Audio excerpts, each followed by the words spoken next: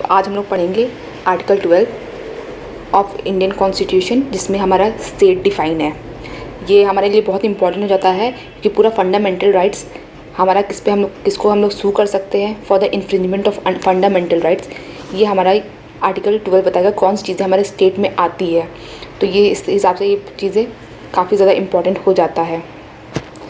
तो सबसे पहले हम लोग स्टार्ट करेंगे डेफिनेशन से। स्टेट की डेफिनेशन आर्टिकल 12 में दी हुई है। ये हमारा स्टेट को डिफाइन करता है for the purpose of fundamental rights. अब इसकी डेफिनेशन में इसको 4 पार्ट में डिवाइड किया गया है, जिसको हम लोग देखेंगे अभी। ये डेफिनेशन बहुत ज़्यादा इंपॉर्टेंट हो जाती है आर्टिकल 12 की, और यही डेफिनेशन आर्टिकल 36 में जो कहा गया है, आर्टिकल 36 में कहा गया है DPSP में जहाँ भी स्टेट वर्ड का यूज़ किया जाएगा वहाँ पे हम लोग आर्टिकल 12 की डेफिनेशन ही को लेंगे। तो ये भी एक इंपॉर्टेंट क्वेश्चन है जो कि अक्सर प्री में पूछ लिया जाता है कि DPSP में जो स्टेट वर्ड डिफाइन हुआ है वो कहाँ से, उसका डेफिनेशन कहाँ से ली जाएगी। तो वो भी आर्टिकल 12 की definition as it is apply करेगी आर्टिकल जितने भी DPSP में हैं। अब हम लोग जैसे जानना चाहते हैं तो स्टेट का मतलब क्या होता है। स्टेट हमारा आर्टिकल 12 में 4 पार्ट में डिवाइड है, जिसको डिफाइन किया गया है। वो the government and the parliament of India, ये पहला हमारा कहता है कि द गवर्नमेंट और पार्लियामेंट ऑफ इंडिया हमारा स्टेट में आता है। गवर्नमेंट हमारी हो गई यूनियन गवर्नमेंट, और पार्लियामेंट हो गया हमारा लोकसभा एंड राज्यसभा। ये तीनों चीज़ हमारा स्टेट के अंदर आ रहा है। फिर हमारा आता है the government and the legislature of state. तो गवर्नमेंट हो गई हमारी, स्टेट गवर्नमेंट हो गई, लेजिस्लेचर लेजिस्लेटिव असेंबली, और काउंसिल लेजिस्लेटिव काउंसिल, जहाँ जहाँ है दोनों इंक्लूड होगी हमारे स्टेट में। फिर तीसरा हमारा होता है लोकल अथॉरिटीज़। फिर चौथा है अदर अथॉरिटीज़। ये दोनों थोड़ा डिफाइन, लोकल अथॉरिटीज़ तो डिफाइन ही नहीं है हमारा कॉन्स्टिट्यूशन में। ये हम लोग जनरल क्लॉजेस एक्ट से हम लोग समझेंगे कि लोकल अथॉरिटीज़ क्या होता है। फिर उसके बाद हमारा अदर अथॉरिटीज़ हुआ है, वो सब्जेक्ट टू डिस्प्यूट हमेशा रहा है, और वो सुप्रीम कोर्ट ने टाइम टू टाइम डिफाइन किया है। तो जिससे कि अब through case laws supreme court ने डिफाइन किया ताकि हम लोग उसका एम्बिट बढ़ा सके फंडामेंटल राइट्स का। लोकल अथॉरिटीज़, जैसे कि हमने पहले ही बताया है कि डिफाइन नहीं है कॉन्स्टिट्यूशन में, बट ये डिफाइन किया गया है section 3 clause 1 of the general clauses act. As per section 3 clause 1 of general clauses act, local authority means a municipal committee, a district board, a body of commissioners or other authority legally entitled to or interested by the central government or any state government with the control or management of a municipal or local fund। ये हमारा local authority ऐसे define है general clauses act में। इसके साथ ही हम लोग पढ़ेंगे union of India RC versus RC Jain का केस। इसमें हमारे कैरेक्टरिस्टिक दी गई है कि किस चीज़ को हम लोग लोकल अथॉरिटी मानेंगे। सुप्रीम कोर्ट ने ये कैरेक्टरिस्टिक्स ले डाउन करी है।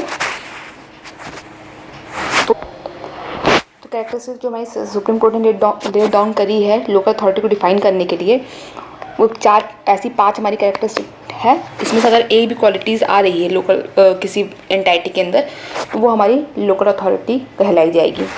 जैसे कि हमारी सबसे पहली कंडीशन है authority must have separate legal existence. तो ये सेपरेट लीगल एग्जिस्टेंस जो है ये इंपॉर्टेंट हो जाता है यहाँ पे, कि अगर उस अथॉरिटी का सेपरेट लीगल एग्जिस्टेंस है तो वो हमारा स्टेट के अंदर आएगा। दूसरी ऐसी हमारी कंडीशन है कि वो जो अथॉरिटी है should function in a defined area.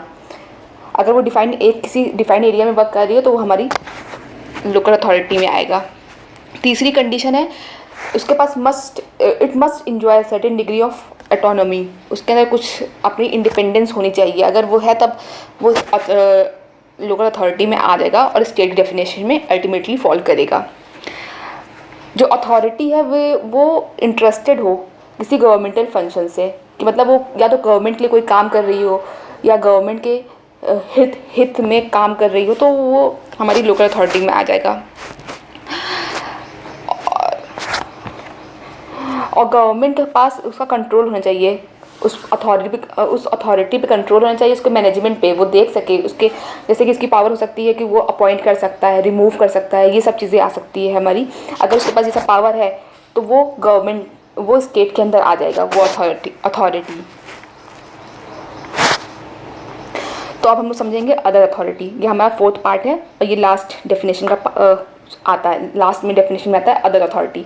तो ये अदर अथॉरिटी जो है कभी डिफाइन नहीं किया, ये हमारे कॉन्स्टिट्यूशन में डिफाइन नहीं है। तो ये इसकी डेफिनेशन हमेशा सुप्रीम कोर्ट ने टाइम टू टाइम बताई है कि क्या चीज़ें आएगी, वो अब हमारे जिस तरह समाज में बदलाव आ रहे हैं उस हिसाब से चीज़ें को इंक्लूड किया गया। और इसकी अथॉरिटी सुप्रीम कोर्ट का हमेशा यही वो रहा है, चाहा है उसने कि इसका एम्बिट बढ़ाया जाए, फंडामेंटल राइट्स का एम्बिट बढ़ाया जाए, ताकि हम लोग और ज़्यादा स्टेट ज़्यादा से ज़्यादा लोगों की वेलफेयर के लिए काम कर सके। इस वजह से हमारा हमेशा से सुप्रीम कोर्ट ने इसको वाइड एम्बिट देने की कोशिश करी है और ज़्यादा चीज़ें इंक्लूड करी है स्टेट के अंदर, ताकि हम लोग ज़्यादा चीज़ों को इंक्लूड करेंगे, ताकि कहीं भी किसी इंसान का अगर फंडामेंटल राइट्स इन्फ्रिंज हो रहा है तो हम लोग उस चीज़ को सू कर सकें, क्योंकि फंडामेंटल राइट्स हमारा स्टेट के अगेंस्ट अवेलेबल रहता है।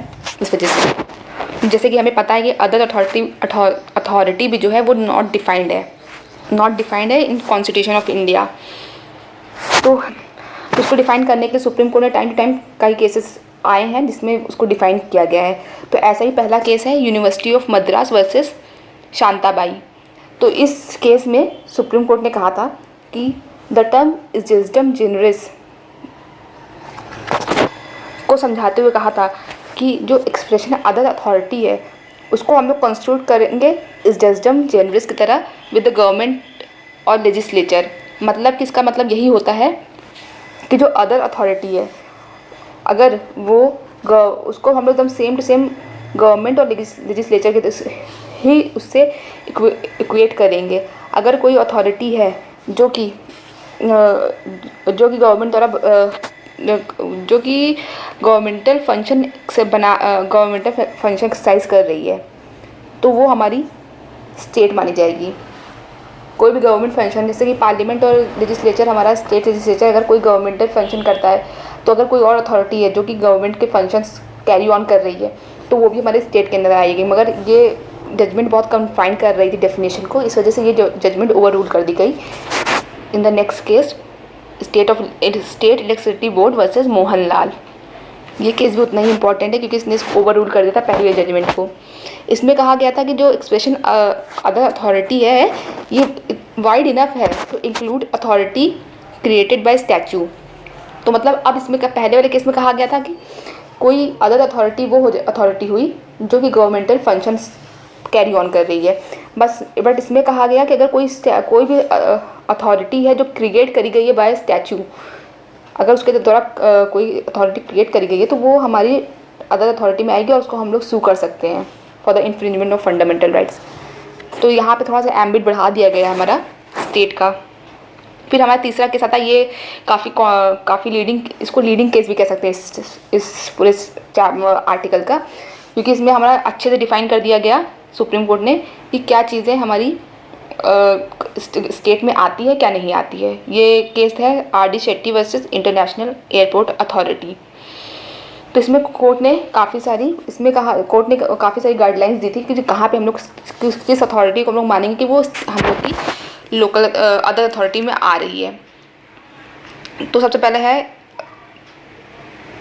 अगर कोई body is found to be agency or instrumentality of government, then it can be said to be it can be said to be included under the term state under Article 12। Court इसके लिए काफ़ी सारे test let down किए थे, ये test important है, उसको पढ़ लीजिए। Entire share capital held by government, जितना भी शेयर कैपिटल है वो गवर्नमेंट द्वारा उस अथॉरिटी का हेल्ड किया जा रहा है। फिर दूसरा है कि हमारा डीप एंड परसिवेसिव स्टेट कंट्रोल, उस अथॉरिटी के ऊपर डीप एंड परसिवेसिव स्टेट कंट्रोल है। तीसरा है कि मोनोपोली स्टेटस जो है इज़ स्टेट प्रोटेक्टेड या फिर स्टेट कन्फर्ड है। अगर मोनोपोली स्टेटस जो अथॉरिटी का है वो स्टेट प्रोटेक्टेड है या फिर स्टेट कन्फर्ड है तो वो हमारा स्टेट के अंदर आएगा। Function of that particular authority is public importance and is related to governmental function. उस पर्टिकुलर अथॉरिटी का जो फंक्शन है वो गवर्नमेंटल फंक्शन होता है और पब्लिक इम्पोर्टेंस के लिए है।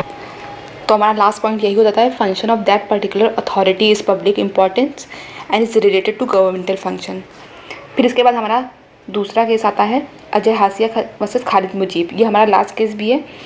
ये इस केस में हम लोगों ने इसको स्टेट की डेफिनेशन को और एक्सटेंड किया और उसको हमने उसमें इंक्लूड कर लिया। कंपनी और सोसाइटी को। तो यहाँ पे कोर्ट ने हेल्ड किया था concept of instrumentality of state is equally applicable to company और सोसाइटी।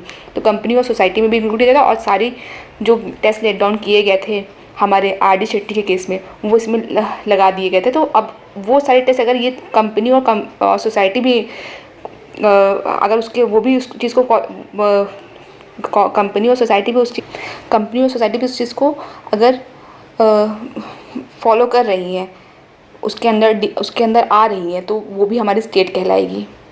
बस इतना ही सा है, स्टेट ख़त्म हो गया है। अब हम इससे अगले लेक्चर में बताएंगे कि कौन सी चीज़ें हमारी टाइम से सुप्रीम कोर्ट ने बताया है कि कौन सी चीज़ें स्टेट हैं कौन सी नहीं है। जैसे कि एनसीईआरटी पे एक केस है, एलआईसी पे है, काफ़ी सारी चीज़ें हैं एनसीईआरटी, ये सब चीज़ें हम अब अगले वीडियो में पढ़ेंगे।